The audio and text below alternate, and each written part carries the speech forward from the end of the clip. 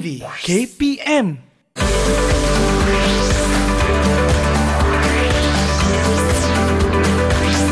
Didik TV KPM. Ish, teruknya dia ni kena kecam. Banyaknya komen-komen negatif. Kesiannya dia. Macam mana nak tolong dia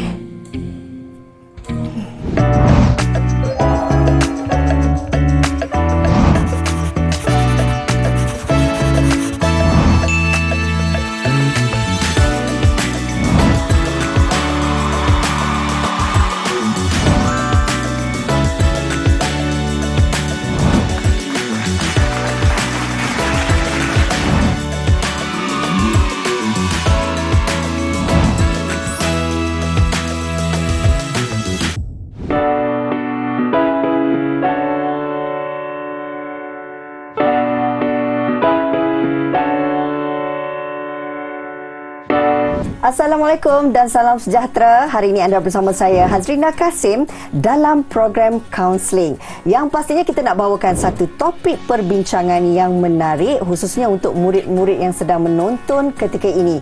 Bagaimana sebenarnya kita nak dapatkan minda yang sejahtera? Maklumlah dalam kehidupan kita ini ada saja ujian, ada saja cabaran yang perlu kita depani. Namun sebagai manusia biasa, kadang-kadang kita tak lari daripada berfikiran negatif.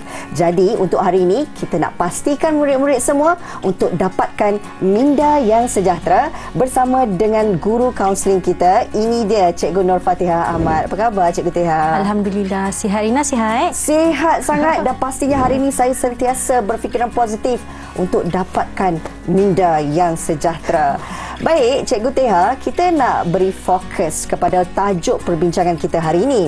Menyentuh tentang minda yang sejahtera ini. Pastinya Cikgu dapat kongsikan sedikit apa yang dimaksudkan dengan minda yang sejahtera. Okey, terima kasih Rina. Assalamualaikum anak-anak murid cikgu dekat rumah yang berada di sekolah kan, yang tengah menonton Didik TV. Assalamualaikum, apa khabar? Sihat semua kan? Alhamdulillah, harap semua sihat, harap semuanya sejahtera. Bila kita bercerita hari ini kan Rina, bila kita bercerita tentang minda yang sejahtera, apa yang saya maksudkan dengan minda yang sejahtera ialah kita bercerita tentang temanya kesihatan mental. Jadi bila kita kata minda yang sejahtera, maksudnya kesihatan mental yang baiklah. Mentalnya sihat, mindanya pun sejahtera, insya-Allah. Okey, ini amat menarik perhatian saya dan khususnya untuk murid-murid yang sedang menonton ketika ini. Kalau kita nak bercerita tentang kesihatan mental yang baik, yang sejahtera ini, sudah tentu kita perlukan satu energi yang positif. Kadang-kadang kalau kita lihat kan cikgu, biasalah dalam kehidupan murid-murid ini ada tugasan ataupun kerja sekolah yang nak dilakukan, berdepan pula dengan masalah kawan-kawan, belum lagi bila bercerita tentang masalah di rumah dan sebagainya. Ini secara tidak langsung boleh memberi kesan kesihatan mental yang kurang baik kepada murid-murid. Kalau boleh cikgu kongsikanlah berkenaan dengan kesihatan mental dan fizikal ini, bagaimana sebenarnya kita nak melihat perkaitannya dalam minda yang sejahtera ni cikgu? Sebenarnya Karina, bila kita bercerita tentang kesihatan mental, minda yang sejahtera ni Karina, sebenarnya saya kan, bila kita cerita tentang remaja masa kini, anak-anak murid kita kat rumah sekarang, sebenarnya saya sangat kesian tau. Bila kita bercerita tentang remaja, terlalu banyak mereka punya dugaan, mereka punya ujian. Kita dulu Karina, bila kita zaman kita sekolah kan, kita cuma perlu belajar, kan? Dahlah belajar balik rumah macam tu je. Sekarang murid sekarang, mereka kena belajar. Mereka kena menghadapi pandangan masyarakat terhadap mereka di media sosial kan, pandangan ibu bapa terhadap mereka di rumah, macam mana mereka nak diterima di sekolah, tambah pula sekarang PDPR, terlalu banyak sebenarnya dugaan, ujian, cabaran untuk remaja-remaja dekat rumah sekarang. Jadi sebenarnya mereka sangat, ada satu generasi, orang kata satu generasi yang sangat-sangat mencabar, sangat banyak cabaran, sangat banyak dugaan. Jadi hari ini kita nak berkongsi, cikgu nak berkongsi dengan anak-anak murid dekat rumah semua, macam mana serba sedikit kita nak hadapi cabaran dugaan supaya minda, supaya kesihatan mental anak-anak murid dekat rumah ni terjaga dan sejahtera. Dan sebenarnya Rina, dia nak tahu kenapa bila kita cakap tentang kesihatan mental ni, kenapa dia penting? Sebabnya bila kita punya dalaman ni tak sihat, bila mental kita tak sihat, terganggu, dia akan nampak dekat luaran tau. Kebanyakan masa murid-murid yang ada masalah gangguan kesihatan mental, ada masalah keresahan kan, anxiety, ada masalah depression, kemurungan, dia akan terzahir tau, terzahir dekat rupa. Dan di kebanyakan masa kalau ikut tengok dekat laman web KKM, Kementerian Kesihatan Malaysia pun ada menyatakan kalau orang tu stres, kalau orang tu ada kemurungan, dia akan terzahir dekat luar. Akan ada gangguan risiko serangan jantung, risiko untuk stroke, risiko untuk penyakit-penyakit yang berbahaya seperti kanser dan sebagainya, Rina. Kesan yang sangat besar sebenarnya, cikgu, kalau kita tak jaga minda kita ini supaya dalam keadaan positif dan juga sejahtera. Saya tertarik bila cikgu sentuh tentang PDPR. Ini adalah satu norma baru dalam dunia pendidikan. Kalau kita lihat, dahulunya memang mudah, cikgu. Kita ada pengajaran dan pembelajaran secara bersemuka. Kita dapat berinteraksi dengan kawan-kawan kita dan kita sendiri sebenarnya rasa lebih terbuka untuk melakukan apa saja aktiviti. Namun bila adanya PDPR, segala-galanya bergantung pada diri sendiri. Ini yang memberikan bab kata cikgu tadi, tekanan, kemurungan dan juga keresahan. Dari sudut begini, bagaimana sebenarnya kita nak melihat murid-murid ini supaya menjadikan ia sebagai satu pembelajaran yang menyeronokkan dan membina minda yang sejahtera? Okey, bila kita cakap tentang PDPR ni, Karina, kan, sebenarnya kita tak boleh lari dari gadget, betul tak? Bila kita cakap pasal PDPR, nak tak nak mesti ada gadget, mesti ada internet. Benda-benda ni sebenarnya menyumbang kepada tekanan murid-murid sekarang dekat rumah. Betul kan? Anak murid semua ada internet, semua ada gadget, betul tak? Mesti paling tidak seorang mesti ada handphone. Kalau tak ada handphone pun mesti mak bagi laptop. Ada anak murid saya, Karina, dia dah lah ada handphone. Mak dia bagi pula laptop. Semata-mata untuk anak dia belajar bersungguh-sungguh. Tapi nak tak nak sebenarnya bila dah ada internet, Karina, bila dah ada gadget, nak tak nak kita akan murid-murid sekarang akan pergi benda lain lah, seperti media sosial, permainan video dan sebagainya. Ini sebenarnya menyumbang kepada tekanan yang murid-murid hadapi sewaktu PDPR. Kan kalau kita ikutkan, cikgu, ini sebenarnya kita tak boleh salahkan gadget itu sendiri kan, sebab ianya kalau dilihat daripada satu sisi yang positif amat baik manfaatnya. Tapi bab kata cikgu tadilah, kita risaukan keadaan murid-murid yang melihat gadget ini pada satu faedah yang kurang bermanfaat. Cikgu mungkin boleh terangkan bagaimana sebenarnya pemikiran dalam kalangan murid-murid sendiri bila menyalahgunakan gadget itu. Okey, sebenarnya bila kita cakap pasal gadget kan, semua benda dalam dunia ni, semua benda ada kebaikan, betul tak, Rina? Nak tak nak semua benda ada benda baik, tapi kalau kita salah guna, itu yang jadi benda tu tak baik. Macam tu juga gadget, bila dia digunakan untuk yang perkara kebaikan, PDPR kan, bersosial dengan kawan-kawan, itu sangat baik. Okey, tapi bila mana kita salah guna, terlebih guna, itu yang membuatkan dia menjadikan kesan yang sangat negatif kepada murid-murid, terutamanya ketika sekarang norma baru ketika berada di rumah. Kita ada banyak masa dengan gadget, ada banyak masa dengan internet. Jadi ini yang membuatkan murid-murid ini mendapat gangguan dari sudut kesihatan mental. Baik, adakah sebenarnya bila cikgu menyentuh tentang murid-murid mendapat gangguan daripada kesihatan mental akibat daripada penyalahgunaan gadget ini, boleh sebenarnya mempengaruhi kesihatan mental mereka? Sedikit, cikgu. Okey, lepas ni saya akan kupas dengan lebih lanjut. Sebenarnya bila kita bercerita tentang media sosial ni, dia sangat besar, sangat banyak yang saya nak kongsikan dan nak ajar tip dan panduan untuk anak-anak murid kita supaya tidak terganggu dan tidak membuatkan mereka punya kehidupan jadi huru-hara, tau, Rina. Jadi lepas ni kita akan kongsi dengan lebih lanjut lagi, insya-Allah. Baik, itu dia tadi perkongsian menyentuh tentang topik kita hari ini berkenaan dengan minda yang sejahtera. Kita nak berehat seketika bersama kami dalam Didik TV KPM.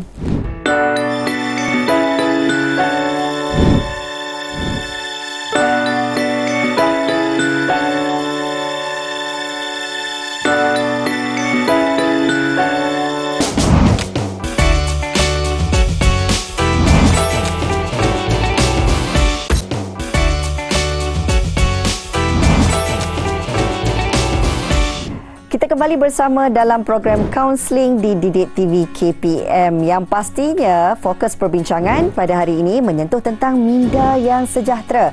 Bagaimana kita nak dapatkan kesihatan mental yang baik dan juga bagaimana untuk hidup lebih positif bersama dengan Cikgu Teha. Cikgu, saya suka untuk melihatkan kepada kehidupan dunia remaja hari ini. Kebanyakan daripada mereka memang hidup berasaskan teknologi yang ada dengan setiap gadget yang diberikan ibu bapa.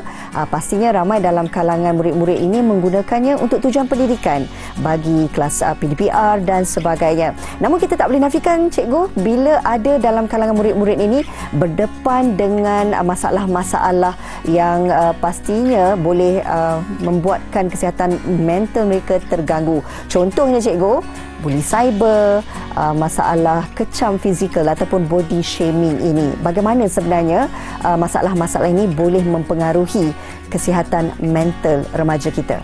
Terima kasih, Rina. Bila kita cerita tentang kesihatan mental dan media sosial dengan Rina dan gadget ni, sebenarnya dia sangat berkait rapat. Bila kita tengok kan, bila kita tengok pelajar-pelajar, murid-murid di rumah sekarang tengah menggunakan gadget, menggunakan internet, nak tak nak, secara tak langsung mereka akan menggunakan social media ataupun media sosial kan. Dan bila Rina tadi ada sebut tentang body shaming, ada sebut tentang bully cyber, betul Rina, saya sangat setuju sebab saya banyak terima kes, saya banyak terima klien yang berkaitan rapat dengan gangguan-gangguan media sosial seperti bully cyber dan juga body shaming sebentar tadi. Jadi bila kita bercerita tentang penggunaan media sosial anak-anak murid dekat rumah, nak tak nak hari ni kan semua orang akan ada media sosial. Nak tak nak semua murid ada media sosial. Kenapa? Sebab mereka tak nak ketinggalan. Okey, bila tak nak ketinggalan, semua orang nak tak nak dia kena ikut trend, dia kena ikut sekarang kawan-kawan dia ada Instagram, ada TikTok, dia kena ada. Kalau tidak, dia akan rasa ketinggalan. Dan bila mana kita sebut tentang gangguan media sosial, Rina, saya percaya kita pernah dengar banyak kes kan, banyak kes yang melibatkan gangguan media sosial, yang ada ramai yang ikut trend untuk trend TikTok, cabaran-cabaran di TikTok ramai nak kena buat, akhirnya yang melibatkan sampai dia terjatuh bangunan, ada yang terjatuh daripada landasan kereta api dan sebagainya, semua semata-mata mengikut cabaran di TikTok, Rina. Dan juga tak kurang juga, kalau siapa masih ingat, kalau Rina masih ingat kan, ada satu kes di Sarawak tak silap saya pun ada berkaitan dengan sosial media juga. Dia tanya, dia siap buat, sekarang ni ramai kan di media sosial buat undian, nak kena pakai baju apa kan. Jadi rakan-rakan di media sosial yang pilih kan, Rina, apa tindakan dia lepas ni, dia nak buat apa. Jadi ini sebenarnya satu masalah yang sangat besar sebab di media sosial kita, even termasuklah kita sendiri, kita tak ada sangat tanggungjawab tu sebab kita tak jumpa, tak kenal orang. Kita kenal di media sosial, kita tak ada tanggungjawab untuk dia sihat ke tidak, dia cantik ke tidak, suka hati dia, sebab kita tak kenal. Jadi di media sosial ni persahabatan tu tidak berasaskan tanggungjawab. Jadi dia boleh je nak undi supaya orang tu cedera, orang tu pakai tak cantik, orang tu dimarahi oleh mak dia, kita boleh undi apa saja ikut suka hati. Jadi ini sebenarnya memberi satu kesan yang sangat negatif kepada remaja dan juga anak-anak murid kita di rumah sekarang sebenarnya, Rina. Kalau kita lihat, Cikgu, ini antara isu ataupun masalah yang mana tanpa kita sedar boleh memberi pengaruh yang tidak baik kepada murid-murid kita. Apatah lagi dalam situasi kadang-kadang tak ada kawalan dari segi penggunaan gadget tersebut, dan ibu bapa mungkin tak tahu apa yang sebenarnya tujuan anak-anak menggunakan gadget ini selain daripada PDPR. Daripada sudut untuk kita menjaga kesihatan mental ini, Cikgu, bila menggunakan media sosial, bagaimana caranya? Yang penting untuk murid-murid itu sendiri dan juga pantauan daripada ibu bapa. Okay, Rina, bila kita sebut tentang penggunaan media sosial ni, Rina, tentang ibu bapa, tentang cara nak jaga, saya sebenarnya nak kaitkan sikit dengan beberapa teori anak murid kat rumah dengar anak-anak murid Cikgu sekarang yang berada di rumah, dengar betul-betul supaya bila anda guna media sosial, anda tak terambil kesan yang buruk. Yang pertama, kenapa media sosial ni mengganggu? Yang pertama tadi sebentar saya sebut gangguan dalam termasuk bully cyber. Kan bila kita dibully cyber, ingat Rina, sebenarnya bully cyber ni kita boleh jadi mangsa buli. Boleh jadi juga kita ni pembuli sebenarnya. Macam mana kita boleh jadi pembuli, Rina? Contohnya kecam. Sekarang semua orang mengecam kan. Anak-anak murid kata tak habis-habis kecam kan. Apa kau pakai baju macam ni buruk? Itu sebenarnya satu buli cyber, Rina. Kenapa kulit kau tak berapa putih, tak cantik lah. Sekarang kita tengok banyak kan di media sosial, di TikTok kan. Orang menangis-nangis depan TikTok. Orang sebab kena kutuk kulit dia tak berapa cerah kan. Itu sebenarnya satu buli cyber. Anak-anak murid tolong sangat-sangat jangan jadi pembuli. Dan kalau anda jadi mangsa buli, macam mana nak buat? Sila laporkan. Boleh laporkan kepada guru kalau dibuli di sekolah kan. Ataupun boleh laporkan kepada SKMM. Sekarang dah ada tau, Rina, dah boleh laporkan. Jadi tolong jaga, jangan jadi mangsa buli. Dan yang paling penting, jangan jadi pembuli. Itu yang pertama. Dan yang kedua, Rina, bila kita cakap tentang media sosial kan, anak-anak murid cikgu kat rumah, bila kita cakap tentang media sosial, kenapa media sosial ni boleh mengganggu? Sebab ada satu teori orang panggil sebagai behavioral displacement. Kita rasa hidup kita dah semua kat media sosial. Dah tak perlu bersukan, dah tak perlu pergi keluar berborak dengan mak ayah kat luar. Sebab kita rasa sepenuh masa itulah realiti, itulah kehidupan kita. Setiap kali keluar mana-mana kena ambil gambar, update. Kalau tak update, rasa macam tak hidup hari ni. Orang tak tahu perkembangan kita kan. Sebelum makan ambil gambar. Terasa gitu kan. Sama je kan. Ambil gambar dulu. Sampai sekarang even anak saya sendiri kat rumah kan, kenapa tak ambil gambar dulu? Dia tak ingat doa, dia ingat gambar kan. Punyalah kebiasaan ni kena update di media sosial. Jadi ini menyebabkan kita lupa sebenarnya kehidupan kita bukan di media sosial, tapi kehidupan sebenar kita di luar. Termasuklah anak-anak murid kita dekat rumah, Rina. Kebanyakannya sekarang semuanya di media sosial. Tapi akhirnya bila kat rumah semua baring dalam bilik. Bila PDPR kan, Rina, 24 jam dekat dalam bilik. Sampai pun tak berkomunikasi dengan mak kat rumah. Sampai mak minta tolong pun nak marah kan. Sebab apalah mak kacau nak PDPR. Padahalnya PDPR 8 hingga 12 je. Tapi sebab nak media sosial ni, nak berkomunikasi, nak sentiasa berkawan, nak sentiasa chat, jadinya 24 jam di media sosial. Dan yang seterusnya, kenapa media sosial ni mengganggu, Rina? Satu yang tadi dari sudut perlakuan, satu lagi dari sudut sosial. Kita rasa itulah kawan kita kan? Teman rapat kita padahal tak pernah jumpa pun. Kebanyakan anak murid saya di sekolah, bila saya tanya kawan baik siapa, saya jumpa kat Instagram, cikgu. Saya jumpa dekat Facebook, cikgu. Pernah jumpa? Tak pernah, cikgu. Tapi dia baik, dia memahami saya.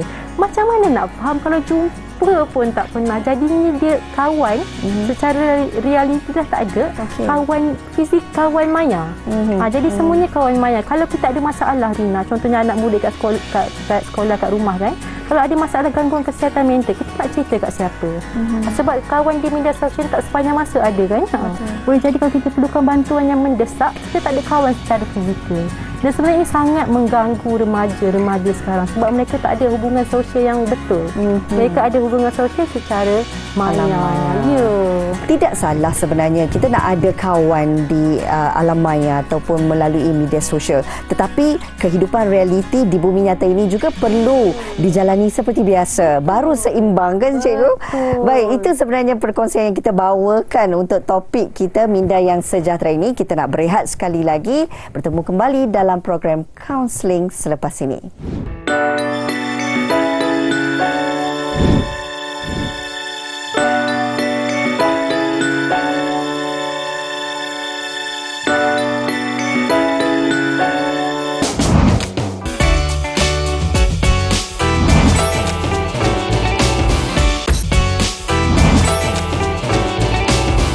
Kembali lagi bersama kami dalam program Counselling di Didik TV KPM, dan pastinya fokus perbincangan hari ini kita nak membawakan kepada satu minda yang sejahtera dalam kalangan murid-murid sendiri. Penting sebenarnya, cikgu, kan, untuk kehidupan murid-murid ini, biarpun ada banyak mungkin cabaran dan tugasan yang perlu dilakukan, minda sentiasa kena sejahtera.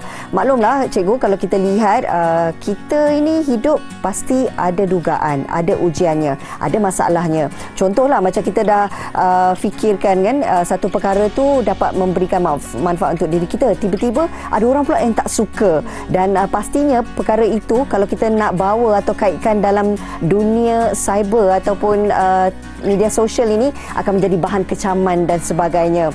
kadang-kadang kita rasa macam tak ada siapa nak bantu kita, nak mengadu dengan ibu ayah. Mungkin kita rasa perkara ni terlalu peribadi, tak sesuai nak cerita, nanti kena marah. Tapi nak bercerita dengan kawan, takut salah kawan, kita pula yang dimarahinya. Jadi cikgu, bila dalam keadaan kesihatan mental kita yang semakin orang kata sukar untuk kita buat keputusan ini, bagaimana sebenarnya seseorang murid itu boleh mendapatkan bantuan? Okey, Rina, macam ni. Bila kita minta pertolongan penting, tapi yang lebih penting ialah minta pertolongan dari orang yang betul. Kadang-kadang kita minta pertolongan daripada orang yang salah pun bahaya juga kan? Tak membantu. Tak membantu. Dia bukan saja tak membantu, tambah boleh jadi menambahkan, memburukkan keadaan. Betul Rina, di kebanyakan masa murid-murid saya di sekolah ataupun murid-murid di sekolah, di kebanyakan masa mereka memang boleh minta pertolongan, tapi mereka meminta pertolongan dari orang yang salah kan? Kadang-kadang tanya dekat media sosial, patut ke saya marah dia? Itu sebenarnya satu bentuk meminta pertolongan, tapi dari orang yang salah, media sosial. Sebab orang di media sosial dia tak ada tanggungjawab Rina. Dia boleh je tak payah kan? Dia tak ada apa-apa tanggungjawab. Dia tak perlu dia tak akan dipersalahkan. Jadi minta pertolongan dari orang yang betul. Yang pertama, orang yang betul yang pertama. Yang pertama boleh jadi ibu bapa Rina. Tapi bila kita cerita tentang ibu bapa, kebanyakan masa remaja sekarang dia tak suka cakap ibu bapa. Sebab dia takut mak ayah dia marah dia kan? Dia takut mak ayah dia hakimi dia, adili dia kan? Jadinya dia akan bercerita dengan kawan. Tak ada masalah Rina. Nak bercerita dengan kawan okey, tapi kawan yang macam mana? Kalau kita tahu kawan tu boleh memberi nasihat yang baik pada kita, pergilah, boleh cerita kat kawan. Tapi kalau kita rasa kawan kita pun sama je lebih kurang macam kita kan, aku minta nasihat dia lagi teruk, aku rasa baik jangan. Minta pertolongan daripada guru kaunseling. Kat sekolah semua ada guru kaunseling kan? Minta pertolongan daripada guru kaunseling, jumpa dengan cikgu, cakap cikgu saya ada masalah. InsyaAllah cikgu akan membantu. Selain daripada itu, ahli keluarga yang lain, kalau tak ada ibu bapa, rasa ibu bapa akan adili kita kan, akan marah, kita boleh cerita dengan nenek kan, dengan nenek. Kita rasa nenek itu mesti sayang kita, dia mesti bagi nasihat yang baik, betul tak? Nenek pun boleh. Nak ceritanya, asalkan kita bercerita, insya-Allah kita akan okey. Selain daripada ahli keluarga, selain daripada kawan, kita boleh juga dapatkan bantuan dari pihak-pihak yang pakar. Daripada doktor di klinik kan, ataupun daripada, kalau kita malu sangat nak cerita kat orang, kita malu sangat nak bercakap depan-depan, kita boleh call Rina. Sekarang ni mudah sangat. Sebab kesihatan mental ni benda yang sangat dititik beratkan sekarang. Jadi nak call pun boleh Rina. Talian daripada KKM yang KKM sediakan, contohnya talian kasih 15999. Saya ingat Rina sebab nak ceritanya talian tu sangat penting. Sebab KKM, Kementerian Kesihatan Malaysia sekarang pun banyak gariskan tentang program-program minda sihat ni, program-program kesihatan mental ni. Sebab benda ni sangat-sangat penting. Jadi kalau awak rasa malu nak bercerita kat cikgu, anak-anak murid sekarang kat rumah ni kan, malu nak cerita kat cikgu, malu nak cerita kat kawan, malu nak cerita kat parents, malu nak cerita dekat nenek ke siapa kan, boleh call. Mereka tak akan hakimi anda, mereka tak akan itu pun masalah, tak akan. Mereka akan terima anda tanpa syarat, mereka akan dengar dan mereka akan bantu sedaya upaya yang mungkin Rina. Dan yang pastinya, kata Cikgu Teha tadi, kena dapatkan pertolongan ataupun bantuan daripada orang yang tepat, orang yang betul. Okey, Cikgu jelas di sini berkenaan dengan minda yang sejahtera ini. Mungkin sedikit rumusan daripada Cikgu Teha berkenaan dengan topik kita hari ini.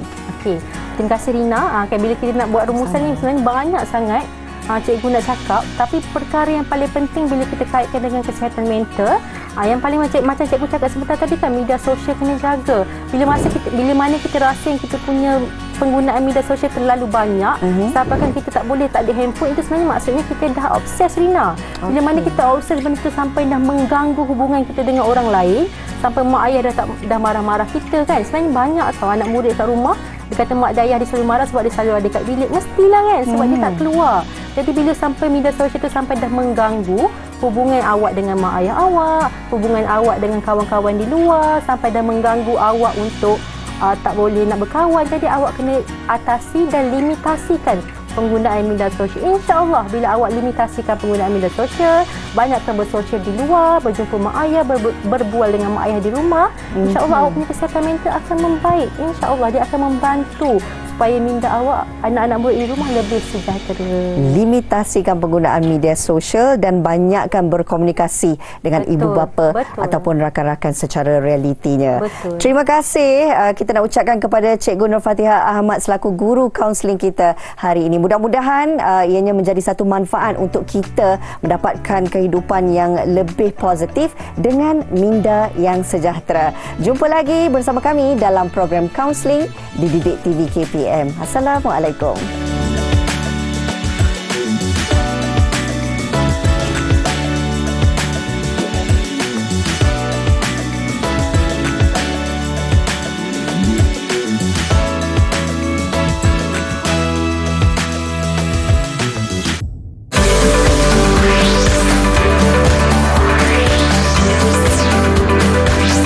Didik TV KPM